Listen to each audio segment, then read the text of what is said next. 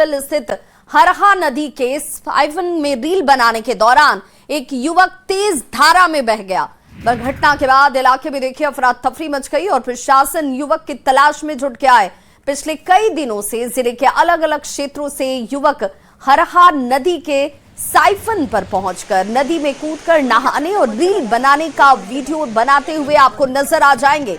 इसी दौरान एक युवक नदी में नहाते समय रील बना रहा था और तभी अचानक पानी का बहाव तेज हुआ और वो तेज धारा में बहते हुए लापता हो गया। युवक को बहते हुए कुछ दूर देखा भी गया, लेकिन तेज धारा की वजह से देखते ही देखते वो गायब हो जाता है। घटना की सूचना स्थानीय लोगों ने तत्काल प्रशासन को दी, जिसके बाद प्रशासन ने युवक की तलाश शुरू कर दी है। लापता युवक की पहचान तुलसी कुमार के तौर पर हुई, जो 4 दिन पहले अपने मामा के घर आया हुआ था। घटना के बाद प्रशासन ने एहतियातन पानी का बहाव कम करवाया है और एसडीआरएफ की टीम लगातार रेस्क्यू ऑपरेशन चला रही है। युवक की तलाश इस वक्त भी जारी है। और 2 तस्वीरें इस वक्त आपके टीवी स्क्रीन पर। पहली तस्वीर रील की सनक किस तरह से हावी है लोगों के सिर पर, जहां वो खुद अपनी जान को जोखिम में डालने से बाज नहीं आ रहे। और ऐसे ही एक हादसे में एक युवक आज बह गया, जिसकी तलाश इस वक्त भी जारी है। हरहा नदी में रील बनाना इस युवक को महंगा पड़ गया। बहाव यहाँ बहुत ज्यादा है, जैसा आप लोग देख सकते हैं, वीडियो में बाद में दिखा दिया जाएगा। तो किसी व्यक्ति के लिए मुमकिन नहीं कि उतार कर देख सके। तो ग्रामीणों ने बताया कि पत्थर में एक बॉडी के फंसे होने जैसा कुछ दिख रहा है, लेकिन साफ साफ नहीं है।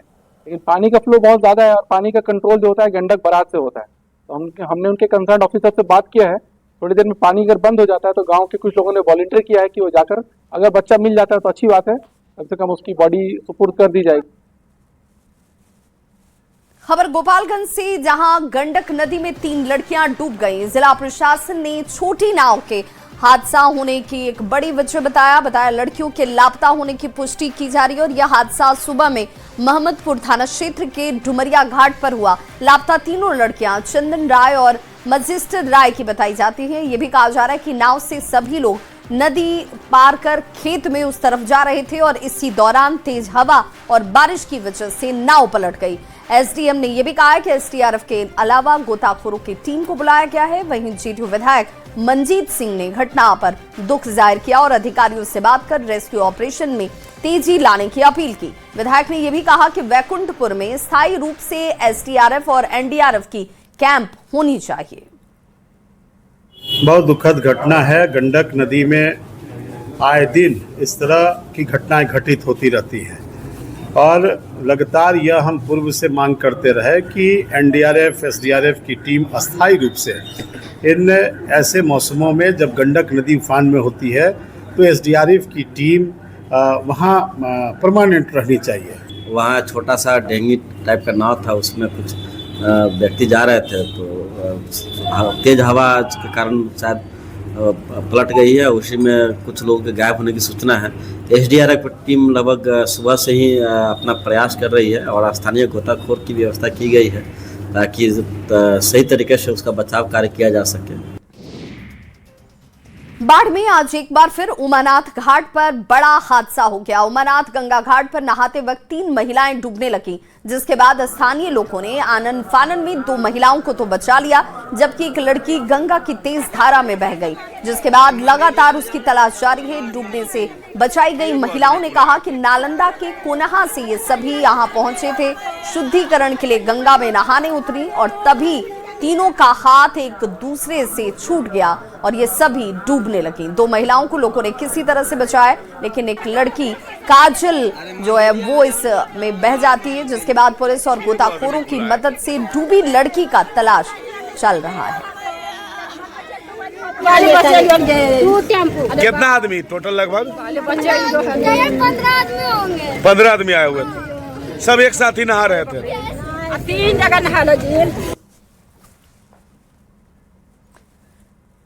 वहीं बड़ी खबर आ रही है इस वक्त पटना से, जहां नदियों में नाव परिचालन पर रोक लगा दी गई है। नाव और मोटर बोट परिचालन पर फिलहाल रोक लगाई गई है। सूर्यास्त के बाद परिचालन नहीं किया जा सकेगा। सूर्योदय के पहले परिचालन को लेकर भी इस वक्त जो जानकारी सामने आ रही है, बिना निबंधन परिचालन आप नहीं कर पाएंगे सूर्योदय से पहले, और सभी सीओ और थाना अध्यक्ष इसकी मॉनिटरिंग करते हुए नजर आने चाहिए। ये बड़ा आदेश इस वक्त नाव परिचालन को लेकर जारी किया गया है।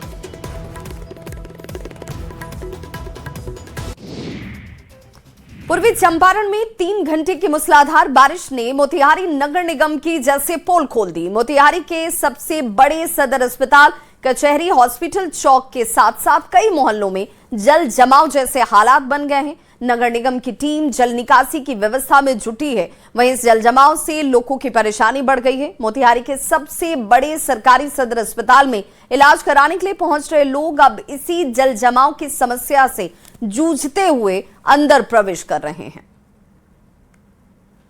3 घंटे की मूसलाधार बारिश ने मोतिहारी नगर निगम के ड्रेनेज व्यवस्था की पोल खोल दी है। देखिए तस्वीर आपको दिखा रहे हैं, ये मोतिहारी के सबसे बड़े सरकारी सदर अस्पताल की तस्वीर है। और देखिए कैसे गेट पे जो है लगभग 1.5 से 2 फीट जो है वो जल जमाव की स्थिति है। वहीं ठीक बगल में जो दुकानें हैं वहाँ भी जल जमाव जैसी स्थिति उत्पन्न हो गई है और वैसी स्थिति में लोगों की परेशानी जो है वो बढ़ गई है। अब मौसम विभाग ने भी अलर्ट किया है कि अगले 2-3 दिनों तक जो है मूसलाधार बारिश जो है वो होंगे। तो वैसी स्थिति में मौसम विभाग का जो अलर्ट है उसको लेकर लोगों की भी चिंता जरूर बढ़ गई है। लेकिन ये तस्वीर जो है ये बयां कर रही है कि कैसे नगर निगम जो लाखों करोड़ों रुपया जो है वो जल जमाव कैसे खत्म हो इसको लेकर खर्च करता है। ड्रेनेज व्यवस्था को लेकर ऑल इज वेल होने का दावा जरूर करता है।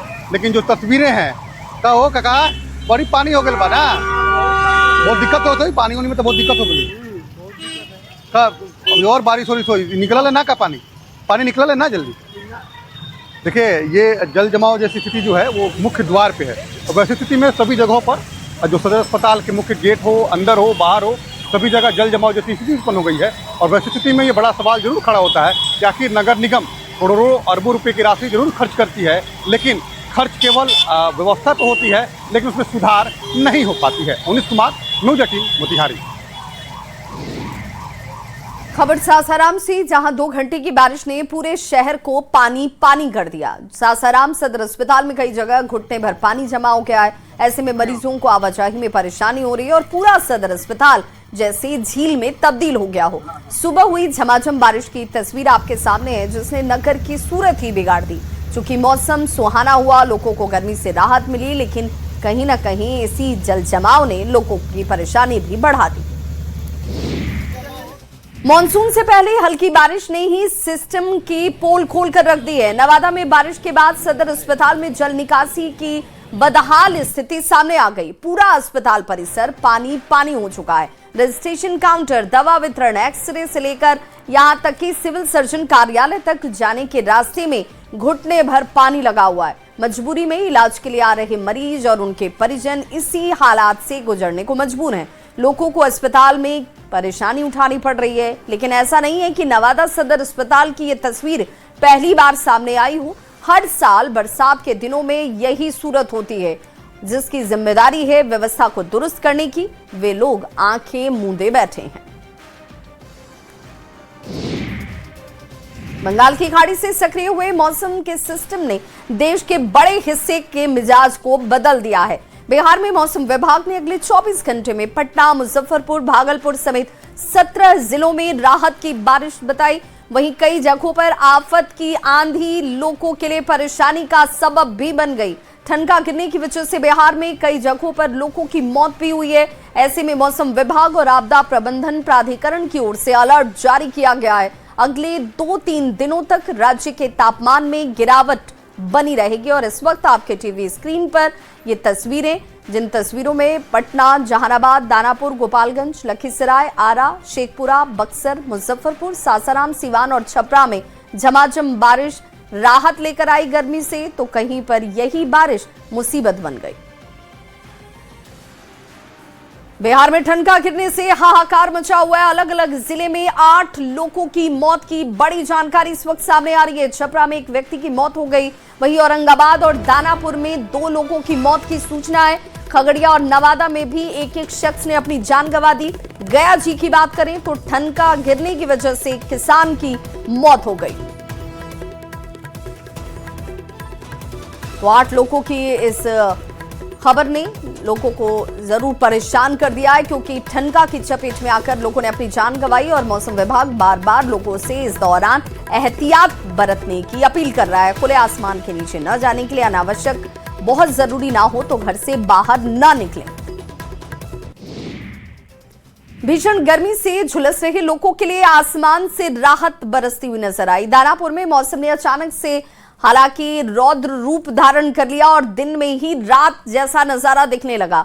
मूसलाधार बारिश, तेज आंधी और बादलों की लगातार गरज से पूरा इलाका सहम गया। सड़कों पर पानी भर गया। तेज हवाओं की वजह से जनजीवन अस्त व्यस्त नजर आया। कई जगह लोगों के घर और दुकानों में लोग शरण लेते हुए नजर आए। मौसम में आए इस बदलाव को वैज्ञानिक एल नीनो के प्रभाव से जोड़कर देख रहे हैं। मौसम विज्ञान केंद्र के मुताबिक अगले 3 दिनों तक बिहार के कई जिलों में इसी तरह से मौसम बना रह सकता है। तेज बारिश, ठनका और आंधी को लेकर अलर्ट जारी किया गया है। दानापुर समेत आसपास के इलाकों में लगातार बदलते मौसम ने लोगों की चिंता भी बढ़ा दी है। प्रशासन ने लोगों से सतर्क रहने, खराब मौसम के दौरान अनावश्यक बाहर न निकलने की अपील की है। राजधानी पटना समेत बिहार के 7 जिलों में मूसलाधार बारिश हो रही है और राजधानी पटना में तेज आंधी के साथ बारिश के बाद शहर के कई पौष इलाके में पेड़ धराशायी हो गए। लोक सेवक आवास से लेकर लोक भवन के बीच सड़कों पर दर्जनों पेड़ जमीन से उखड़कर गिर गए। यातायात इस वजह से प्रभावित नजर आया। नगर निगम के कर्मचारी हालांकि आनन फानन में सड़क से इस पेड़ को हटाने में जुटे दिखे। मौके पर नगर आयुक्त यशपाल मीणा की मौजूदगी दिखी, जो खुद अपनी मौजूदगी में वीआईपी एरिया में गिरे हुए इन पेड़ों को हटाने में नजर आए। पटना से बड़ी खबर आ रही है। आंधी पानी में कई जगह पेड़ उखड़ गए। गर्दनी बाग में हादसा होते होते बच गया। खड़ी एम्बुलेंस और कार पर पेड़ आकर गिरता है और हादसे में गाड़ियां क्षतिग्रस्त हो जाती हैं। सड़क पर बिजली के तार और पेड़ों के मलबे आपको नजर आ जाएंगे। बिजली विभाग की टीम हालांकि मौके पर पहुंची। नगर निगम की टीम पेड़ हटाने में जुटी नजर आई। गर्दनी बाग इलाके में कुछ देर के लिए यातायात जरूर प्रभावित रहा। पटना के मनेर थाना क्षेत्र के मोहनपुर मार्ग पर सुबह अचानक से आई तेज आंधी बारिश ने जमकर तबाही मचाई। तेज हवा की वजह से सड़क के किनारे स्थित एक विशाल इमली का पेड़ अचानक से दुकान पर आ गिरा। घटना के समय दुकान और आसपास लोग की मौजूदगी थी जो बाल बाल बच गए। पेड़ गिरते ही इलाके में अफरा तफरी मच गई। हादसे की सूचना मिलते ही यहां प्रशासन की टीम पहुंची और पेड़ को हटाने का काम शुरू किया गया। और बड़ी खबर इस वक्त सामने आ रही है। ठनका गिरने से 2 मासूम की मौत हो गई है। फुलवारी शरीफ के सकरैचा में ठनका गिरने की वजह से 2 मासूम बच्चियों की जान चली गई। मौत की खबर से गांव में कोहराम मच गया। दोनों बच्चियां बकरी चराने के लिए गई हुई थी और इसी दौरान ठनका की चपेट में आ गई। फुलवारी शरीफ सीओ ने जांच के लिए टीम को भेजा है। वहीं स्थानीय मुखिया ने मृतक के परिवार को सरकार की तरफ से राशि प्रदान की। सिवान में आंधी पानी ने तबाही मचाई। हालांकि इस आंधी और बारिश से लोगों को उमस भरी गर्मी से राहत जरूर मिली, लेकिन ये बारिश कई जगहों पर आफत बनकर भी बरसी। आंधी की वजह से कई जगह सड़क पर पेड़ गिर गए, यातायात प्रभावित हो गया। कई प्रखंडों में बिजली गुल हो गई। पेड़ गिरने से हुए नुकसान को अब दुरुस्त करने में प्रशासन की टीम लगी हुई है। मॉनसून की तैयारियों में नगर विकास विभाग लगातार जुटा हुआ और विभाग की तरफ से मशीन हॉल से लेकर ड्रेनेज सिस्टम और संप हाउस की समीक्षा की जा रही है। नगर विकास मंत्री नीतीश मिश्रा के माने तो विभाग की पूरी कोशिश है कि इस बार जल जमाव की समस्या उत्पन्न ना हो। इसे लेकर 1 जून को बड़ी बैठक बुलाई गई है, जिसमें अधिकारियों से लेकर जनप्रतिनिधियों से फीडबैक लिए जाएंगे। साथ ही अधिकारियों को टास्क दिया जाएगा। उन्होंने कहा कि इसको लेकर स्पेशल टास्क फोर्स का गठन किया जाएगा और सभी को जिम्मेवारी सौंपी जाएगी। वहीं उन्होंने साफ कहा कि लापरवाह कर्मचारियों से लेकर अधिकारियों तक कार्रवाई भी होगी। नगर विकास मंत्री नीतीश मिश्रा से बात की न्यूज़ 18 संवाददाता रजनीश कुमार ने। ये स्पष्ट निर्देश है विभाग को कि विभाग को जितनी भी तैयारियां करनी है, मतलब मानसून से पूर्व की तैयारियां, उसको टाइमली हम कर लें।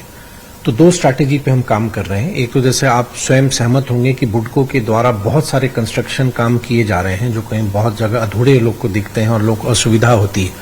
तो एक उनको निर्देश हम लोगों ने दिया था कि 31 मई तक वैसे सारे स्कीम्स को आप क्लोज करें एक मिशन मोड में चला के, कि जिनको कंप्लीट होना हो ताकि वो कंप्लीट हो, आम जन को असुविधा ना हो।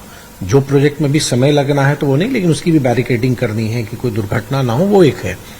दूसरा जो पटना का संदर्भ है, तो नगर निगम भी लगातार तैयारी कर रहा है और पटना के जो नगर आयुक्त हैं और उनकी पूरी टीम, जैसे आज भी सुबह से जो मौसम जैसा रहा तो लोग पूरे जितना जो एक विजिलेंट होना है वो है। हम लोग की कोशिश ये की गई है कि जो मैन होल है, जिसको अब हम लोग चाहते हैं कि मशीन होल के रूप में उसको लोग उसका उल्लेख करें, तो जितने भी पटना के क्षेत्र में वैसे भी मैन होल्स हैं उन सब की एक जियो टैगिंग हो चुकी है और ये निर्देश दिया गया है कि सबकी सफाई करें। मतलब तो मानसून से पहले हल्की बारिश ने ही सिस्टम की पोल खोल दी। नवादा में बारिश के बाद सदर अस्पताल में जल निकासी की स्थिति क्या है वो साफ नजर आई। पूरा अस्पताल परिसर पानी पानी हो गया। रजिस्ट्रेशन काउंटर, दवा वितरण, एक्सरे से लेकर सिविल सर्जन कार्यालय तक जाने वाले रास्ते में पानी भर गया। मजबूरी में इलाज के लिए पहुंच रहे मरीज उसी पानी से होकर गुजरने को विवश नजर आए।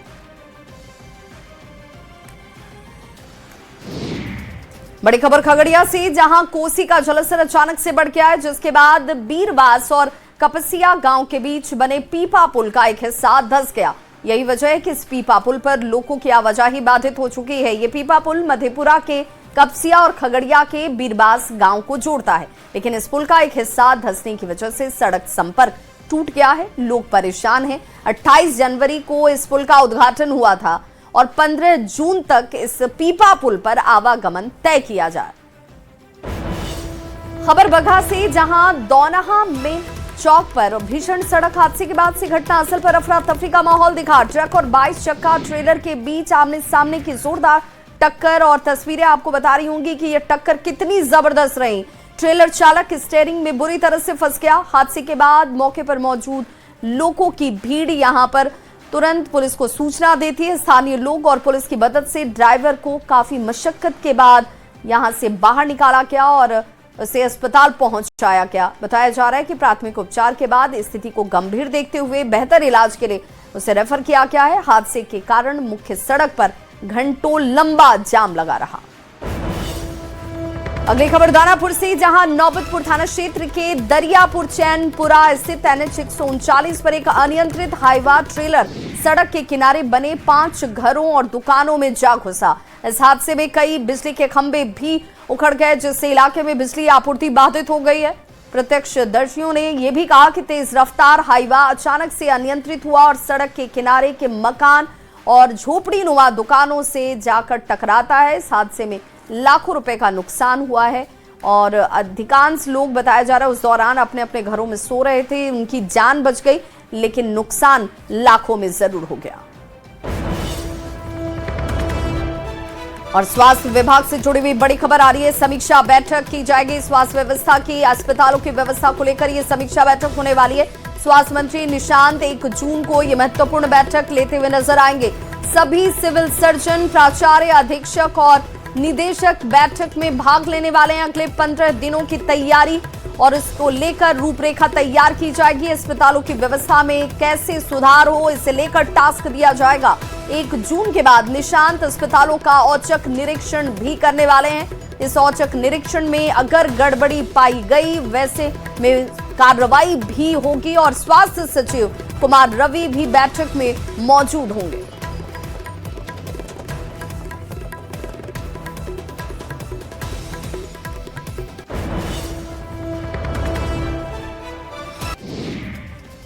दिल्ली में मुख्यमंत्री सम्राट चौधरी ने राष्ट्रपति द्रौपदी मुर्मू से मुलाकात की है। बिहार का मुख्यमंत्री बनने के बाद ये उनकी पहली मुलाकात रही, जिसे उन्होंने सोशल मीडिया पर तस्वीरों के जरिए साझा किया और लिखा, आज राष्ट्रपति भवन में देश की राष्ट्रपति द्रौपदी मुर्मू जी से शिष्टाचार मुलाकात हुई। इस अवसर पर उनका सानिध्य एवं मार्गदर्शन प्राप्त हुआ है।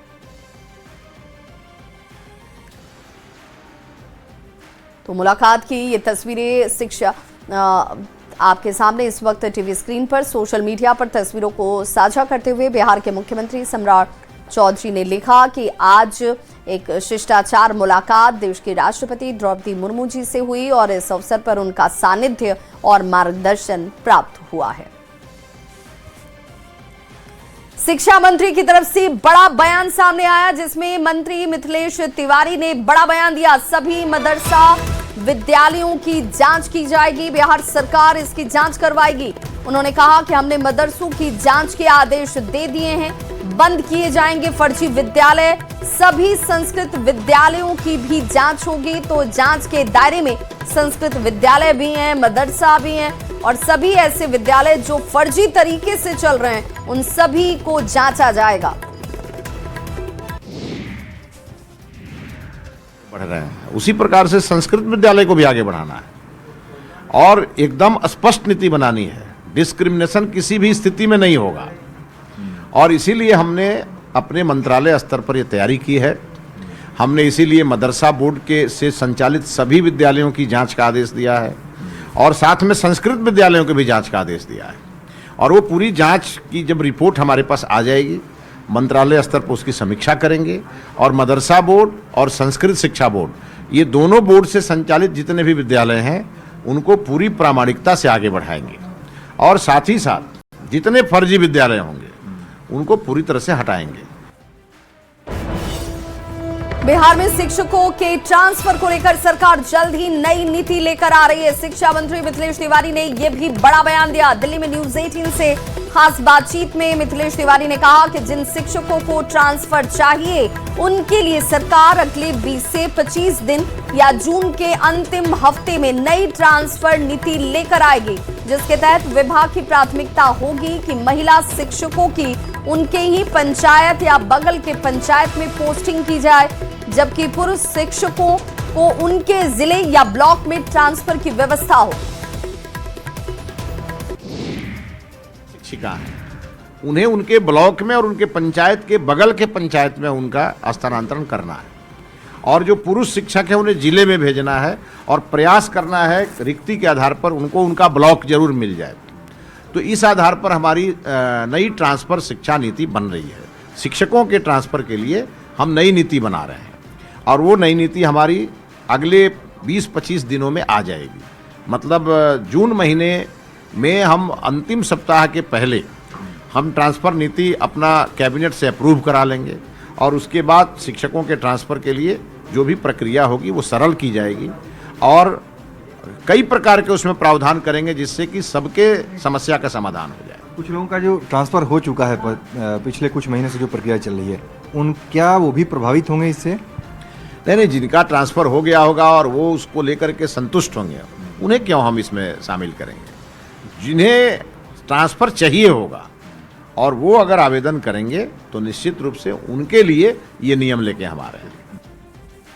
तो बिहार के पैरा एथलीट का कमाल देखने को मिला है। जमुई के शैलेश कुमार का शानदार प्रदर्शन, नालंदा के हिमांशु यादव ने भी शानदार कमाल किया। पैरा एशियन गेम्स के लिए क्वालिफाई करते हुए ये सभी खिलाड़ी, मुख्यमंत्री सम्राट चौधरी ने उन्हें इस सफलता के लिए क्वालिफाई करने के लिए बधाई दी है। बिहार के लिए गर्व और सम्मान का क्षण उन्हें बताया। जापान में बिहार की चमक ये बिखेरेंगे, मुख्यमंत्री सम्राट चौधरी ने ये साफ कहा। उन्होंने लिखा कि बिहार की प्रतिभाएं आज अंतर्राष्ट्रीय मंचों पर भी अपनी मजबूत पहचान बना रही हैं। जमुई के शैलेश कुमार और नालंदा के हिमांशु यादव द्वारा पैरा एशियन गेम्स के लिए क्वालिफाई करना पूरे प्रदेश के लिए गर्व और सम्मान का क्षण है। जापान में आयोजित होने वाले प्रतिष्ठित प्रतियोगिता में अब बिहार की प्रतिभा विश्व पटल पर अपनी चमक बिखेरेगी। दोनों खिलाड़ियों को हार्दिक बधाई एवं उज्जवल भविष्य के लिए शुभकामनाएं। आपकी ये उपलब्धि प्रदेश के युवाओं को नई ऊर्जा और प्रेरणा प्रदान करेगी।